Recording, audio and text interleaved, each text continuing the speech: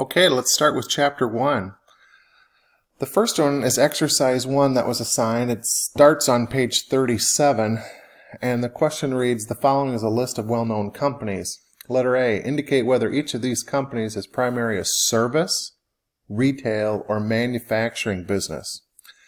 If you are unfamiliar with the company, you can use the internet. So you go through this list, 1 through 15, and I've identified already here with the solution of the exercises that, like number 2, Boeing. That's a manufacturing. They produce airplanes. Another one, number 4, Citigroup, credit card type company. Banking, of course, is a service type of company. And then number 5, CVS, Walgreens is a retail, a pharmacy type company. So that's what we're looking at in number 1, is just trying to identify what is the type of industry, manufacturing, service, or retail. Number 2 on page 38 is on ethics. And it reads, a fertilizer manufacturing company wants to relocate to Yellowstone County. A report from a fired researcher at the company indicates that the company's product is releasing toxic byproducts.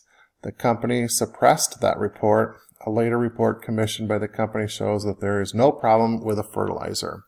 So you can read through this, and we're going to be looking at ethics all the way throughout this course.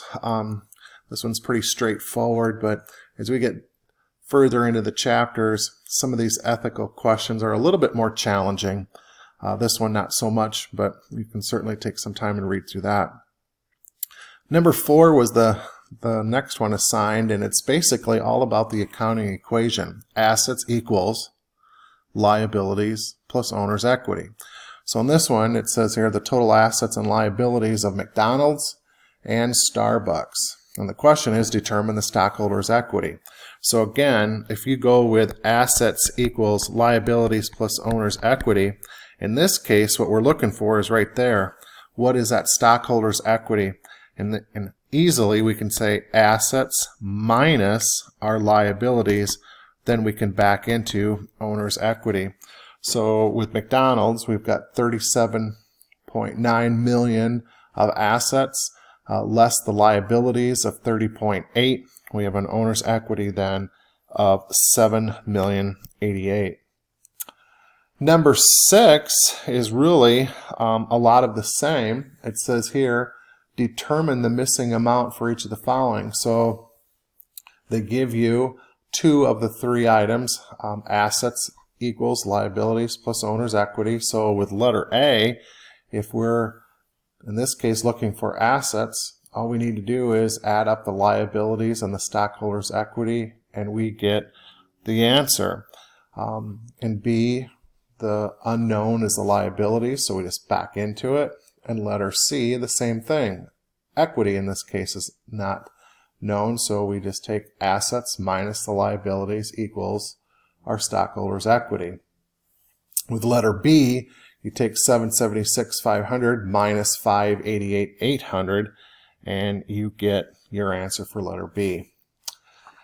And then number 8, it reads, indicate whether each of the following is identified as an asset, a liability, or an equity item. And this is something that we're just going to have to learn over time as far as what is an asset, what's a liability, and what falls into stockholder's equity. So letter A, accounts payable, that's a liability. It's something that we owe. Now on accounts receivable for letter B, it's what is owed to us. So that way it is an asset. Someone owes us money.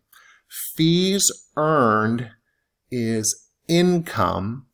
And what we're going to learn as we go further into the chapter, revenue and expense ultimately flows into stockholder's equity. I'm going to be honest with you, Chapter 1, you should hear this. Chapter 1 really hits the ground hard. And then we go back into Chapter 2 and we kind of back off a little bit and start to basically learn this information. But letter A, chapter 1, they really throw it at you and hope that you can answer or try to go through a lot of this stuff with very little background. So don't be hard on yourself. We will learn this as we go. So again, accounts payable, somebody we owe. Liability, accounts receivable, something that we are to receive, so it's an asset. Fees earned will end up going into stockholders' equity because it's a revenue account. Supplies, so we have a supplies room full of paper and pens and whatever else. That is something we own, so it's an asset. Supplies expense, as we start pulling supplies out of that supply room and use it, so we take paper out and put it in the copier, it's no longer an asset. Now we're going to expense it because we're using it. And then utilities expense, also an expense, and we said all revenue and expense items essentially will flow to our stockholders' equity section. We'll stop there with this first video.